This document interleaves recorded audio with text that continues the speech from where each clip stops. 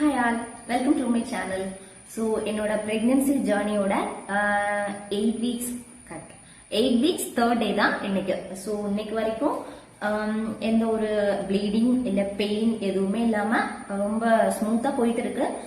So எதுவா இருந்தாலும் இன்னொரு 2 daysல ஃபைனல் ரிசல்ட் வந்து தெரிஞ்சிடும். ஸோ எல்லாமே ஒரு மெமரிஸ் தானே. ஸோ இருந்துட்டு போட்டுமே, புதன்கிழமை என்ன வேணா நடக்கலாம். அதுக்கு முன்னாடி இந்த ஜேர்னி வந்து நான் வந்து என்ன சொல்றது என்ஜாய் பண்ணணும். ஸோ அதனால இது ஒரு மெமரியா இருக்கட்டும்னா இந்த vlog வந்து எடுக்கிறேன். ஸோ இன்னைக்கு இந்த டேல வந்து நான் என்னென்ன பண்றேன், என்னென்ன சின்ன சின்ன வேலைக்கு பண்றேன் அப்படிங்கறது இந்த வீடியோல வந்து ஒரு vlog-ஆ உங்களுக்கு வந்து ஆட் பண்றேன். இன்னைக்கு மார்னிங் கொஞ்சம் சீக்கிரமே எந்திரிச்சிட்டனால உப்புமா வந்து சாப்பிட்டுட்டேன் பிரேக்ஃபாஸ்டா. ஸோ எனக்கு பிஃபோர் ஃபுட்டு வந்துட்டு எந்த டேப்லெட்டும் இல்லை. ஆஃப்டர் சாப்பிட்டதுக்கு அப்புறமா வந்துட்டு டெய்லி ஒரு 2 டேப்லெட் கொடுத்துருக்காங்க. ஒன்று வந்து ஃபோலிக் ஆசிட், அது ஏதாவது ஒரு டைம் எடுக்கணும். ஸோ நான் நைட் எடுத்துப்பேன். மார்னிங் வந்து முக்கியமான ஒரு விஷயம், மேபி நிறைய பேருக்கு இந்த டேப்லெட்ஸ் வந்து ரெஃபர் பண்ணியிருப்பாங்க, ப்ரொஜெஸ்ட்ரான் டேப்லெட். இது எதுக்காகனா நம்மளோட ஏர்லியா வந்து ஒரு மிஸ்கேரேஜஸ்லாம் வந்து நடக்காம இருக்கிறதுக்காகவும் இந்த மாதிரி ஸோ ஒரு சேஃப்டிக்காக கொடுப்பாங்க. எனக்கும் இந்த ஒரு டேப்லெட் கொடுத்துருக்காங்க. மார்னிங் வந்து இது சாப்பிட்டதுக்கு அப்புறமா ஒரு டேப்லெட் எடுத்துக்கணும். இதுதான் என்னோட மெயின் வேலை, முக்கியமான ஒரு விஷயம் காலையில சாப்பிட்டதுக்கு அப்புறம். இதை நான் மறக்காம எடுத்துட்டு இருக்கிறேன். மேபி உங்களுக்கும் இது தந்திருந்தா கண்டிப்பா இது மிஸ் பண்ணாம எடுங்க. ஏர்லி பிரெக்னன்சில இது ரொம்ப வந்து முக்கியமான ஒரு விஷயம். எங்களுக்கு நிறைய பேர் மெசேஜ் பண்ணியிருந்தீங்க, உங்க பிரெக்னன்சில உங்களுக்கு என்ன சிம்டம்ஸ் எல்லாம் இருந்துச்சு, எப்படி கண்டுபிடிச்சிங்க, இந்த மாதிரி எல்லாம். சத்தியமா சொல்றேன், நான் என்னோட ஃபர்ஸ்ட் பிரெக்னன்சிலையாவது ரொம்ப எதிர்பார்த்துட்டே இருந்தனால ஏதாவது ஒரு சின்ன சின்ன விஷயம் இருந்தா ரொம்ப அதை மைன்யூட்டா வந்து நோட் பண்ணிட்டு இருந்தேன். பட் இந்த டைம் எதுவுமே இல்லை. ஏன்னா நான் பிரெக்னெண்டா இருக்கிறேங்கிறது என்னால அந்த டெஸ்ட்ல வந்து அந்த ரிசல்ட் வர்ற வரைக்குமே நான் நம்பவே இல்லை. அதுல வந்தும் கூட நான் ஸ்கேன் பார்த்துட்டு தான் நான் வந்து ட்ரஸ்ட் பண்ணேன். ஏன்னா எனக்கு அவ்வளவு நம்பிக்கையே இல்லாம இருந்தேன். ஸோ அதனால நான் சின்ன சின்ன விஷயங்கள் ஏதாவது சிம்டம்ஸ் இருந்திருக்கலாம், பட் அது எதுவுமே நான் நோட் பண்ணல. பட் எனக்கு மெயினா இருந்த ஒரே ஒரு விஷயம் நான் நோட் பண்ணது பசி. காலையில இருந்து நைட்டு தூங்குற வரைக்கும் சாப்பிட்டுக்கிட்டே இருக்கணும். இது மட்டும்தான் எனக்கு வந்துட்டு இருந்த ஒரே சிம்டம்ஸ். அதை கூட நான் என்ன நினைச்சிருந்தேன், பிரெக்னன்சி கன்ஃபார்ம் ஆகுற வரைக்கும் மேபி நமக்கு பீரியட்ஸ் வர்றதுக்கு முன்னாடி நார்மலா இந்த மாதிரி கண்டதையும் சாப்பிடணும்னு தோணல, அதனால தான் இப்படி சாப்பிட்டுட்டு இருக்கிறேன் போல அப்படின்னு நினைச்சிட்டு இருந்தேன். பட் அந்த ஒரு சிம்டம்ஸ் தான் எனக்கு இருந்துச்சு. என்னோட ஓல்டு வீடியோஸ் பார்த்தவங்களுக்கு கண்டிப்பா தெரியும். இந்த வீடியோல பார்க்கும்போது நான் எவ்வளவு வந்து ஃபேட்டா இருக்கிறேன், வெயிட் போட்டிருக்கிறேன் அப்படின்னு. வயிறு பாத்தீங்கன்னா தெரியுது. என்னோட பேபி பம்ப் எல்லாம் இல்ல, இது என்னோட தொப்பை. ஏன்னா இந்த ஒரு 3 வீக்ஸ்ல வந்துட்டு பிரெக்னெண்டா இருக்கேன்னு தெரிஞ்சு ஒரு 3 வீக்ஸ் ஆயிடுச்சுன்னு நினைக்கிறேன். ஸோ அதுக்கு முன்னாடியிலேயே நான் பிரெக்னென்ட் ஆயிருந்தேன்ல, ஸோ அப்போ தொட்டு சாப்பிட ஆரம்பிச்சு இன்னைக்கு வரைக்கும் சாப்பிட்டதோட எஃபெக்ட் தான் இந்த தொப்பை. ஸோ அதனால பிளான் பண்ணிட்டேன், கண்டிப்பா வந்துட்டு வெயிட்டை வந்து கண்ட்ரோல் பண்ணணும்.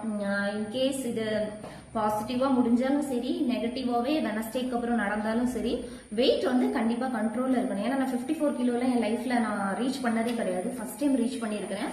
ஸோ அதனால இன்னையில இருந்து ஏதாவது ஒரு ஹெல்த்தியா சாப்பிட ஆரம்பிக்கலாம் அப்படிங்கிற மாதிரி நான் டிசைட் பண்ணியிருக்கிறேன்.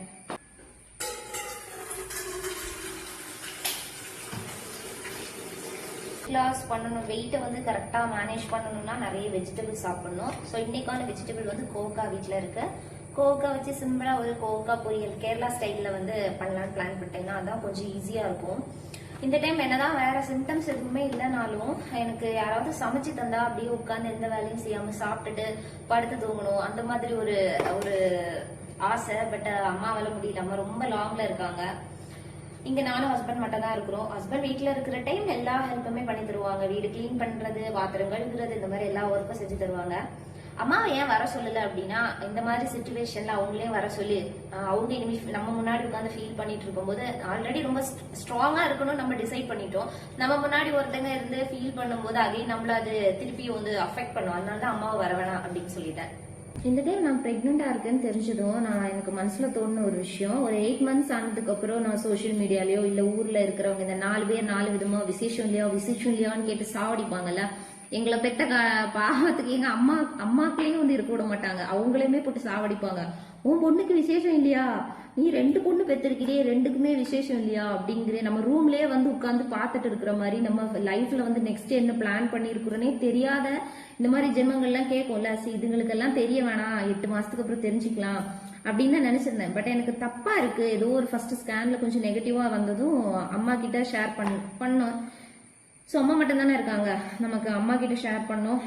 அம்மா இப்போ கண்டிப்பா அவங்களுக்கு மனசுல ஒரு டென்ஷன் இருக்கும், அவங்க ஃப்ரெண்ட்ஸ் அப்படின்னு சொல்லி தெரிஞ்சவங்க கிட்ட ஒரு சின்ன சஜஷனுக்காக இந்த மாதிரி இருக்கு, நல்லா ஆகுமா, கரெக்டா இருக்குமா, தப்பா இருக்குமான்னு கேட்பாங்கல்ல, அந்த மாதிரி கொஞ்சம் ஸ்ப்ரெட் ஆயிடுச்சு. நான் வந்து இது சோஷியல் மீடியால எதுக்காக ஷேர் பண்ணணும்னு நினைச்சேன்னா, என்னோட எக்டோபிக் வந்து ஷேர் பண்ணியிருந்தேன் அந்த பிரெக்னன்சியோட வீடியோ. அதுல வந்து நிறைய பேருக்கு அது ரொம்ப யூஸ்ஃபுல்லா இருந்துச்சு. நிறைய பேர் என்னோட இன்ஸ்டா ஐடியெல்லாம் வாங்கிக்கிட்டு என்கிட்ட பர்சனலா வந்து மெசேஜ் பண்ணி என்கிட்ட பேசியிருக்காங்க. இந்த மாதிரி தாக்கா எனக்கும் ஆக போயிருந்த, நல்ல வேலை நான் சீக்கிரமாவே ஸ்கேன் பார்த்துட்டேன், அது பார்த்துட்டேன் அப்படின்னு நிறைய பேர். ஸோ அது மாதிரி இதுவும் ஒரு ஏன் ஒரு அவேர்னஸ் அளவுக்கு இல்லைனாலும் மேபி நான் இந்த சுச்சுவேஷன் வந்து ரொம்ப தைரியமா ஹேண்டில் பண்றேன். ஒரு மிஸ்கேரேஜ் செகண்ட் இப்போ மேபி லாஸ் ஆகலாம், அந்த சுச்சுவேஷன்ல தான் இருக்கிறேன். இப்படி இருந்தா கூட இதோட என் லைஃப் முடிய போறது இல்லை அப்படிங்கிற மாதிரி நான் தைரியமா இருக்கிறேன், அடுத்து வரதை பாத்துக்கலான்னு. பட் நிறைய பேர் இது மாதிரி இல்லை. நான் டெய்லி என் லைஃப்ல இது மாதிரிப்பட்ட கஷ்டப்படுறவங்களையும் டிப்ரெஷன்ல போயிட்டு இருக்கிறவங்களையும் பார்த்துட்டு தான் இருக்கிறேன். அவங்களுக்கு மேபி நான் ஸ்ட்ராங்கா இருக்கிறத பார்க்கும்போது நம்மளும் இருக்கலாம், நமக்கும் நெக்ஸ்ட் ஒரு நல்லது நடக்கும் அப்படிங்கிற ஒரு தைரியம் வரலாம் அப்படிங்கிறதுக்காக தான் நான் ஷேர் பண்ணணும்னு நினைச்சேன்.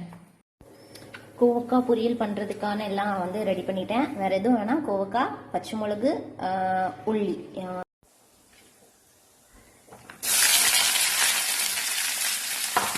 இன்னைக்கு ஆக்சுவலா பிரெக்னன்சி கிரேவிங்ஸா என்னன்னு தெரியல, ரசம் சாப்பிடணும்னு ஆசையா இருக்கு. ரொம்ப புளிப்பா தக்காளி ரசம் நிறைய போட்டு கொஞ்சம் புளிப்பா ரசம் சாப்பிடணும்னு ஆசையா இருக்கு. ரசம் எனக்கு வைக்கவே தெரியாது. இது ஒரு நான் ஒரு மலையாளி பையனை கல்யாணம் பண்ணிருக்குங்கிறனாலன்னு நினைக்கிறேன். ஏன்னா என் ஹஸ்பண்டுக்கு ரசம் எல்லாம் பிடிக்காது. ஸோ நானும் அதை எப்படி வைக்கணும்னு கத்துக்கிட்டதே இல்லை. பட் இன்னைக்கு ரொம்ப ஆசையா இருக்கு, ரொம்ப நாளாவே ஆசையா இருந்தேன், இன்னைக்கு கொஞ்சம் அதிகமா இருக்கு. எதுவா இருந்தாலும் 2 டேஸ்க்கு அப்புறம் என்ன நடக்கும்னு தெரியாது. ஸோ இன்னைக்கு இதை ஆசைப்படுறேன்னா இதை சாப்பிடலாம் அப்படின்னு ஒரு பிளான் பண்ணிட்டேன்.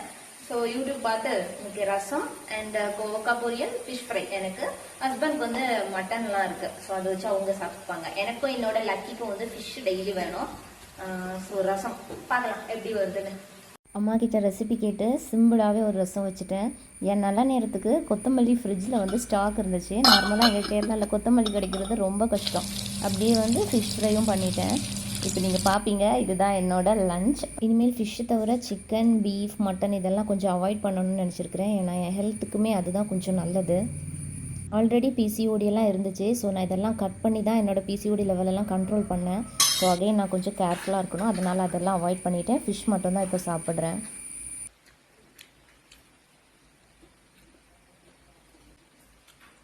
ரசம் ஃபஸ்ட் டைம் ட்ரை பண்ணேன், பட் சூப்பராக வந்திருக்கு.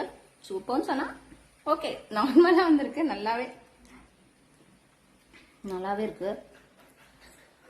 ஸோ இன்னைக்கான அப்டேட் இவ்வளோதான். ஓகே, நாளைக்கான அப்டேட்டில் வந்து பார்க்கலாம்.